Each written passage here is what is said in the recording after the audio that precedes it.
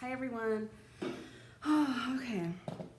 So this is the last lecture of the semester. I can't believe how fast everything went by, and I mean, at least for me, I don't know if it did the same for you, but it flew by. I mean, I think I mentioned this to you guys before, or to one of my classes, that the older you get, the faster time goes by. Like, trust me, I mean, I'm assuming most of you are probably, in your early 20s or, younger, and it's gonna fly. So every year just goes a little bit faster, it's a little scarier, I'm excited because Christmas, so like, as you can see in the background, I've already set up for Christmas, as many people do right after Thanksgiving. I love the holidays. I know a lot of people, that's everyone, well, nearly everyone, but I love the holidays. I'm so excited. And also my birthday is in a couple weeks, so that's also very exciting for me. December's, fun. And trying to figure out what I'm gonna do for my birthday with a lot of things being closed. I'd really love it if I could just go and play a game of pool with some friends, but can't really do any of that right now. So I'm thinking I'll come up with something, to celebrate. I will be 38. I can't believe it. I got carded the other day buying a bottle of wine, and the rule is usually if you look under 30, be prepared to show your ID, which is fair. And especially when you have a mask on, I'm sure I look even younger. Maybe you saw my whole face, you're but I get that a lot, that I don't look like I'm almost 40, and which is a compliment. And I'm sure a lot of it's genetics. My mom looks insanely young, and so I know a lot of it's genetics, but also I think a lot of it's probably attributed to just my the things I eat or don't eat and stuff like that. But anyway, that was a total sidetrack. Oh yeah, it's my birthday anyway. Okay, so that's exciting, and this semester's been crazy. This whole year's been crazy, and hopefully it's coming to an end. It seems as if the last month or so was good, bad, good, bad. It's can we end the year on a good note? So many people have had such a shitty year for multiple reasons, and hopefully at least this part of your life has not been too stressful. Hopefully you've enjoyed this class. It seems as if the majority of you have. You seem to be really engaged with the material, with the class discussions, with the homework. So your papers, some of them are excellent, and most of them are great. I'm halfway through grading them, so you should see your grade. Either you've already seen your grade, or it'll be posted tomorrow or something. And I don't think I've seen one that's bad. They're all really good. And I'll say that if you, I think almost everyone got an A. Maybe a couple people didn't. And what I'm going to say is, if you got marked down, maybe you got an A-, or you got something in the B range, the main thing that I marked people down for was not using peer-reviewed sources. So I talked about this at great length in the video. It was in your discussion, or in the document on the research paper requirements, and I thought I was very clear about it. And if you weren't clear, then you should have reached out to me, and I think a few people did, and I clarified for them. But that was the main reason people got marked down. If you didn't have 5 peer-reviewed sources, or if you had 5 sources but only maybe 3 were peer-reviewed, that was the main reason for getting a lower grade. And a couple people did get marked down if their paper was short. So I had maybe 2 papers that were only 2 pages long or something like that. So there were a couple issues. But in general, overall, in terms of writing, great writing. I was really impressed with a lot of you guys. Some of excellent. And topics you guys picked were very diverse and interesting to read about. And I was very proud of you guys. Sometimes papers can go either way with classes. Everyone, even though you guys aren't interacting in the class setting, I still expect this, because sometimes I just have classes that are just, as a class, are just excellent, and sometimes as a class are just really bad as a group. You never know. Every semester's kind of different. And you guys were great. Okay, so I'm 5 minutes in. I haven't even started. Okay, so I was going to say this, is that, so on the syllabus I had marked down that today we were going to do, there was 2 lectures, one on Sociobiology Part 2, and then Modern Humans, but I'm not going to do the Modern Humans one, because I already know I'm not going to ask you any of it on the final, so I'm just going to leave that out. I'll give you guys one fewer lecture to watch. So it's just the one, and I'll post something on like an announcement just for those of you who maybe don't catch it on the video. Yes, can I help you? Okay, you gotta wait.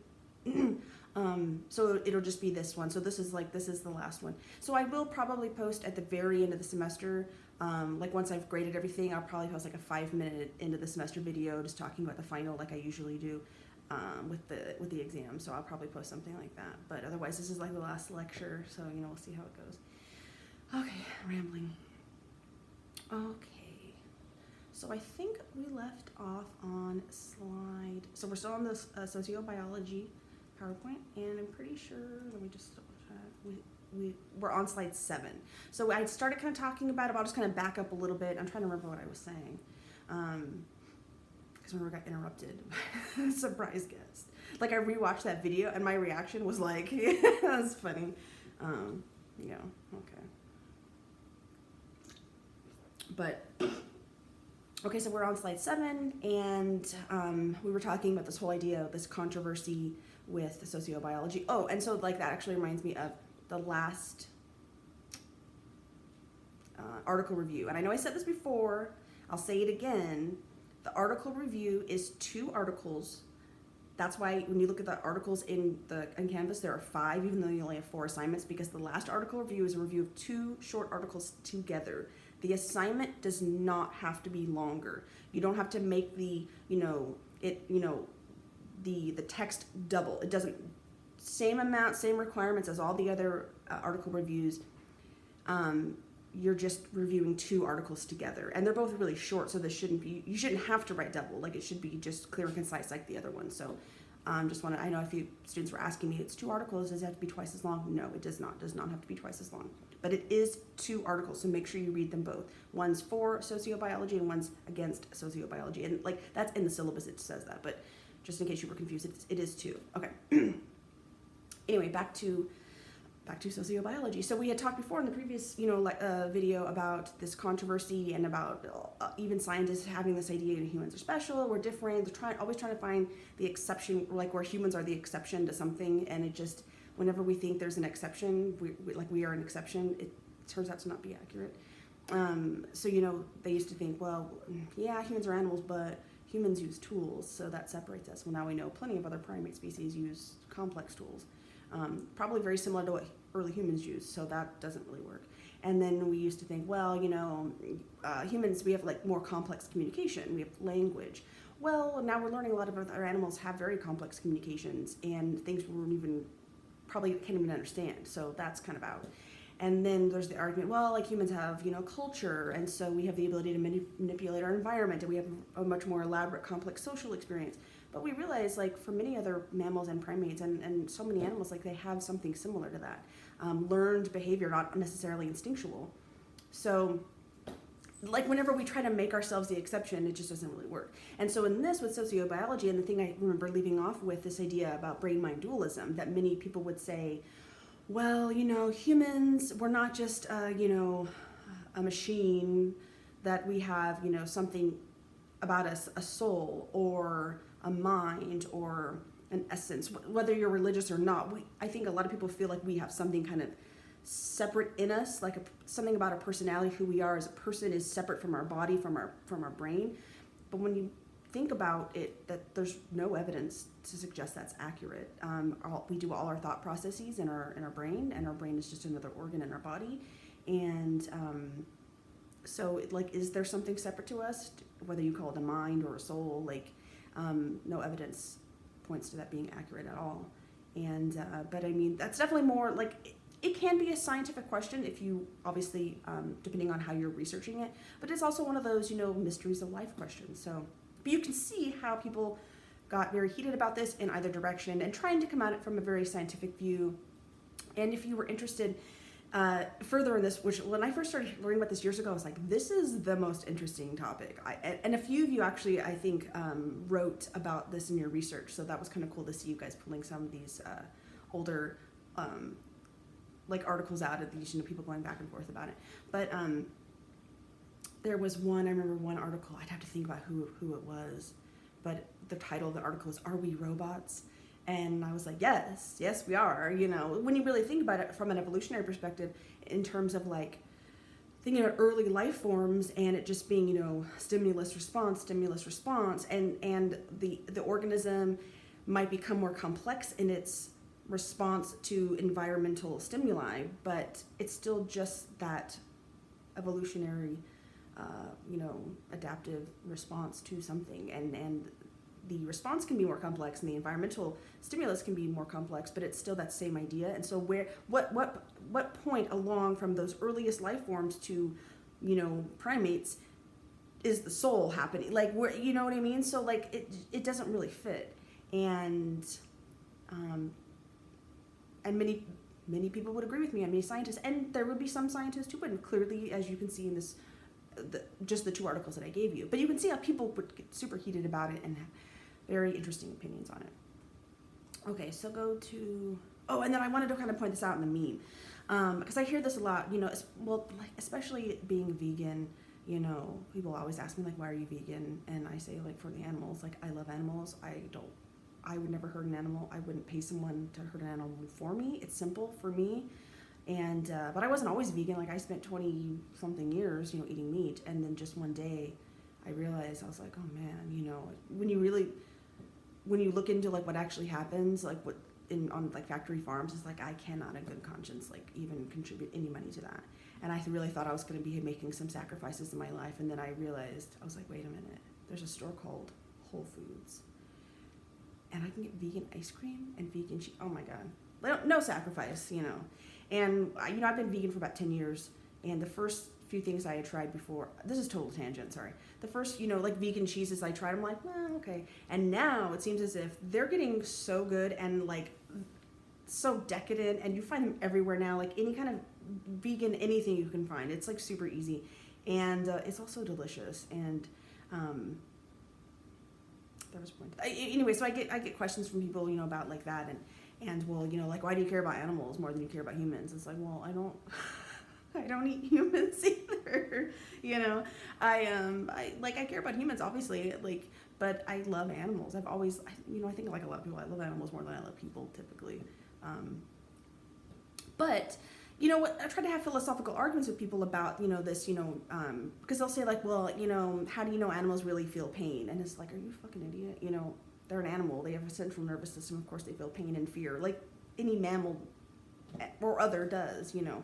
It might be different from yours, but it doesn't mean, and then I hear arguments like, well, they're stupid, so why does it matter if you kill them? But it's like, really thinking about that argument, are you saying if a person's stupid, it's okay to kill them? Like, what, you know what I mean? There's so many like, I feel like I'm going on a tangent, but there's so many problems with these arguments, and like it's not my job to convince anyone. I don't go around trying to convince people.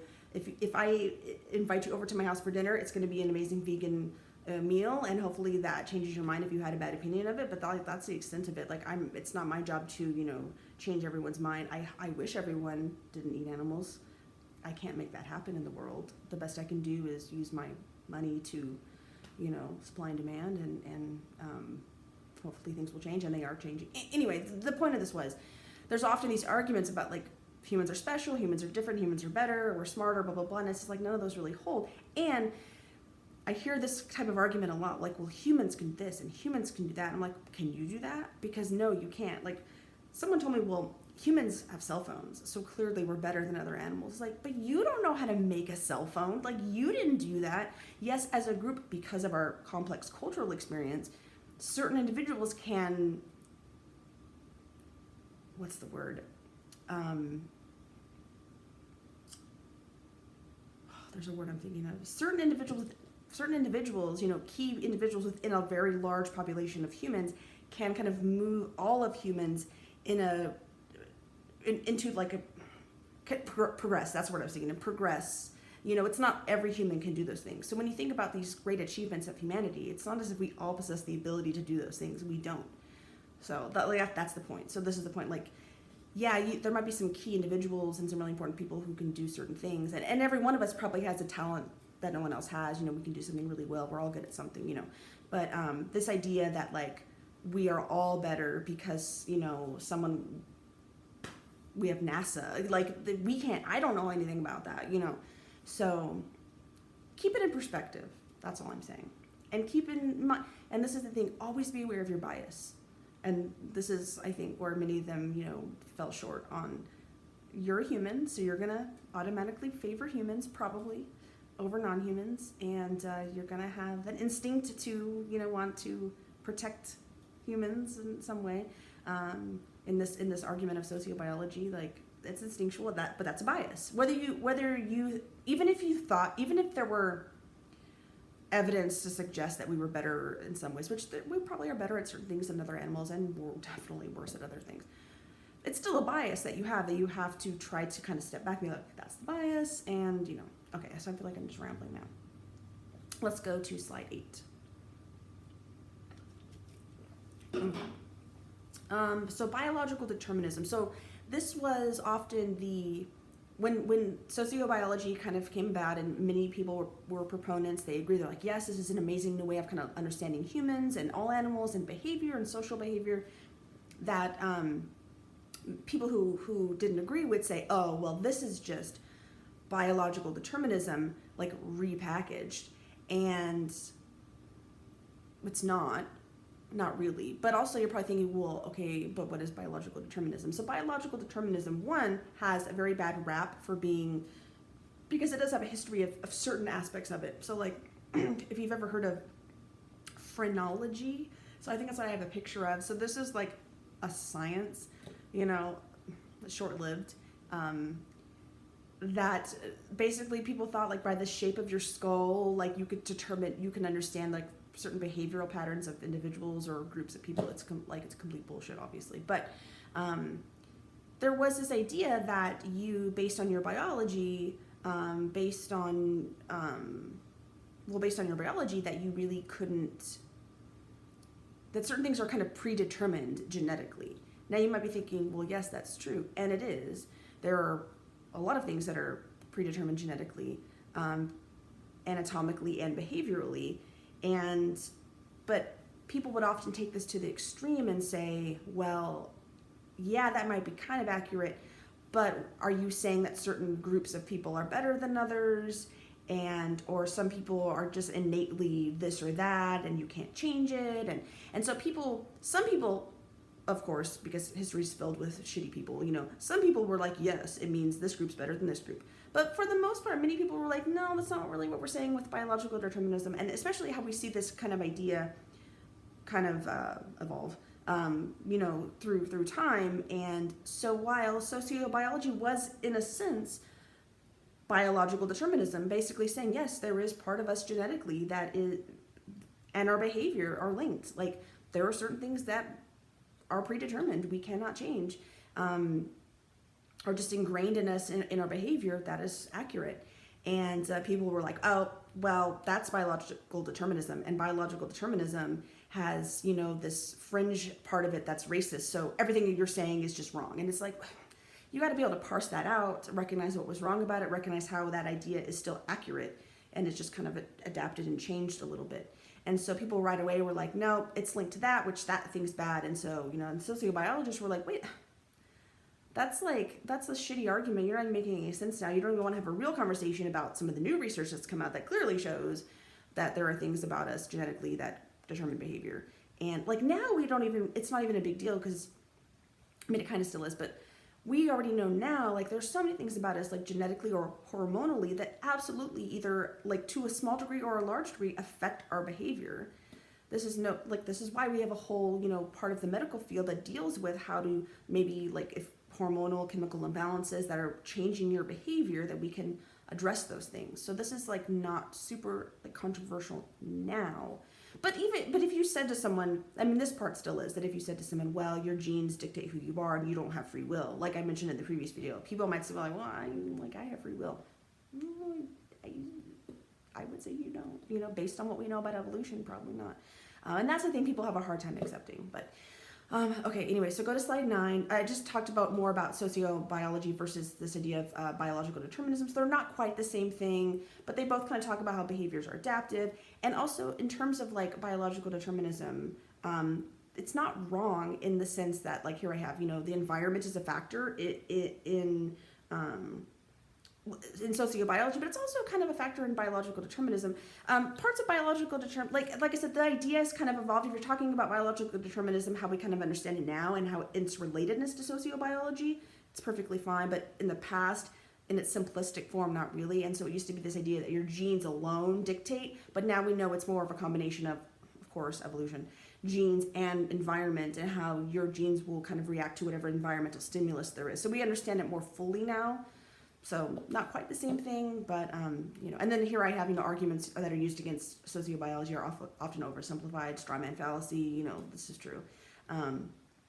They often want to over romanticize human nature, which I've talked about for like 20 minutes now. So accurate. Okay, slide 10, philosophy and sociobiology. So here I have this picture. This is love. We all know it's a chemical reaction. So 3 years ago, I was in New Orleans for a conference, and I was there for the conference was like 3 days, and I was there for like 4 days because my friends and I wanted to have like a day of doing a little shopping, seeing the city and stuff.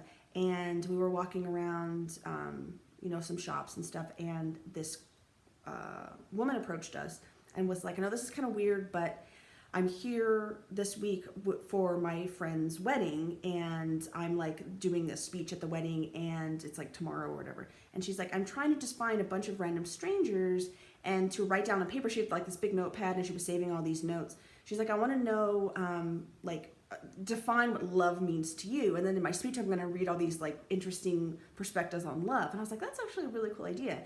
And so we were like, sure, we'll take 2 minutes and write what we think love is. And so my friend, he wrote, love is, respect and commitment. And it was very nice. And I was like, love is an evolutionary trick to get you to have babies. And she laughed, and she's like, no, this is fine. Like, we want to have this interesting wide range of things. But in reality, when we think about it from this evolutionary anthropological perspective, that's exactly what it is. That this idea of love, like romantic love, sexual love, is an evolutionary trick to get you to reproduce. Now, of course, hopefully I've made this part clear during, Sociobiology 1 and then throughout the semester with many of these topics that you might understand why something is the way it is. Doesn't mean you can't appreciate it, understand it in a different way for you and yourself in your own personal life. Like, I, as a scientist, completely get it's a chemical reaction, but that doesn't mean that I don't know, that I don't know how to love. You know what I mean? That I don't know how to feel love or be loved, or to love someone. I might be like, okay, like hormones, but it doesn't make it any less real when you're experiencing it. So, I want to make that part clear. And so, I think I'm going to get to, I don't want to go too far on a tangent because I think I talk about that a little bit more on the next slide. But what I'm going to make a point about on this slide is, this idea of the ghost in the machine. This idea I was talking about before about us being robots, that this idea that, are we robots essentially, or is there something else, are we just, a machine walking around essentially with some meat, or is there something else going on? And I already kind of said the rest of that. Okay, I think I kind of finished that idea. Okay, so go to slide 11. So this is, what I was kind of talking about a second ago, that it doesn't take it away from the importance that it can or cannot have in your life, depending on who you are and your experiences, that we can say, okay, I'm having this emotion because of this, or this reason, or this evolutionary reason, or this reason, or because of my parents or my children, or what we can pick it apart, which I do at great length. And which I think sometimes helps me deal with emotional experiences better, because I know, I'm like, okay, I'm feeling this way because of this. Okay, chill out, I've been accused more than once of being not very emotional, and that really surprised me because I feel like I am very sensitive person and very emotional person. Not very, moderately emotional. But I think I don't ever have outbursts of emotion, I think, for the most part. I think I'm usually cool and calculated, 99% of the time. And so I think where other people might be emotional in those instances, I'm usually don't freak out, Don't be sad. Don't be upset. Don't be mad. Evolution, that's why you're feeling this way. That's why they're doing that. That's okay. Take a step back, think about it. Everything's fine, So I think because of my experience, understanding some of this anthropologically, I don't even know why I told you guys that, but so anyway, but it did surprise me that more than one person has said that to me, and I don't know how it was hard to believe, because I don't know, I don't know, like I said, I think it just depends on the situation, because I'll see what was I watching the other day? Some commercial, and what was it? I was like a dog getting adopted, and I was like, oh my god, I was crying, I feel like I'm a very tender-hearted person, but I don't know. Anyway, we can explain all of that by evolution, but it doesn't take away from the experience you have with it, how it affects your life, how it affects your relationships, the negative, the positive, the fulfillment you feel in life because of the emotional connections you have with your parents, with your children, with your lover, so just kind of keep that in mind. We can explain, understand it. It doesn't necessarily mean that we have to have this super pessimistic view about it. We can be realistic about it, but also still, appreciate that, there's, that we can kind of let ourselves be tricked a little bit. It's fine. Okay. Slide 12. Oh, and this is just kind of talking about how these emergent fields from sociobiology, we see things like evolutionary psychology, ethology, behavioral ecology, that all these kind of stem from that initial idea of looking at behavior and the environment and genetics and the evolutionary implications of behavior in different animals. So not even a big deal now. Okay, so slide 13, population size. Are we here? Oh, okay. I was like, what did I type here? Our behaviors and social behaviors. Oh yeah, okay, so this is looking at cultural and social behavior.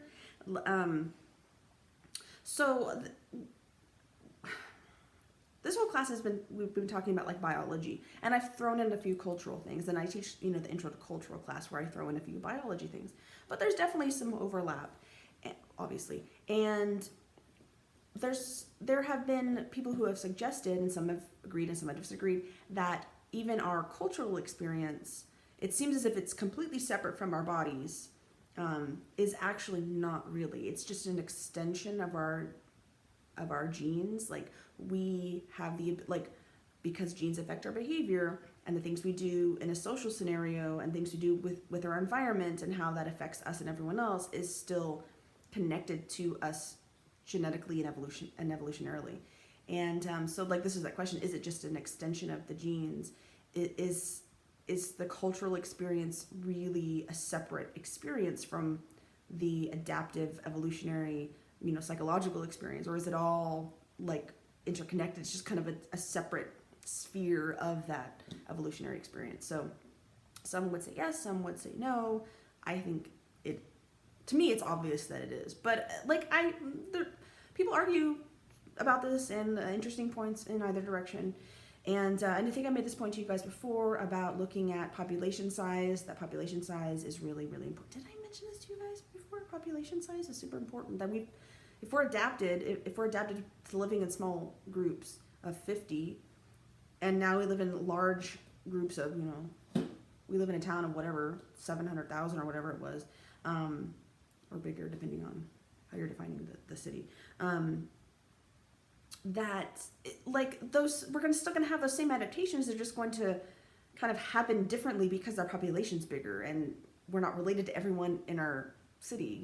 So population's a really important factor in that. Okay, and so the last slide 14. So kind of what I was talking about a second ago. So, Richard Dawkins is probably my favorite author.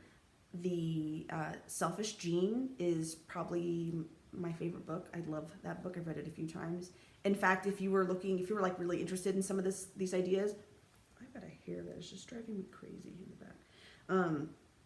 That's a really good place to start. Now, he didn't write specifically about sociobiology, but he did write about this idea of genes and behavior in a kind of a slightly different way in evolution. So very good book. And then kind of in the next part of this idea was this book here I have right here on the PowerPoint, The Extended Phenotype, which is getting at the social experience in terms of like, is it just an extension of us genetically?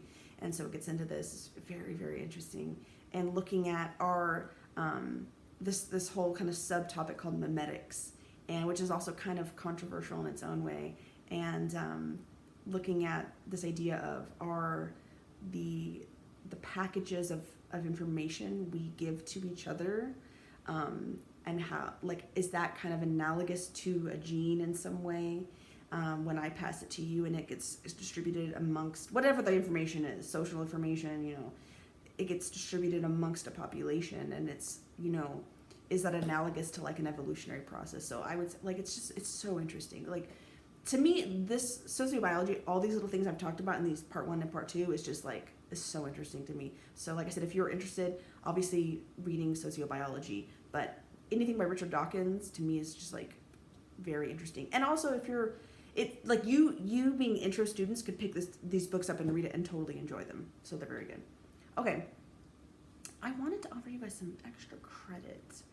And if you've made it to the end of the video, you get an opportunity. Let's say, what's a good extra credit for sociobiology? How about,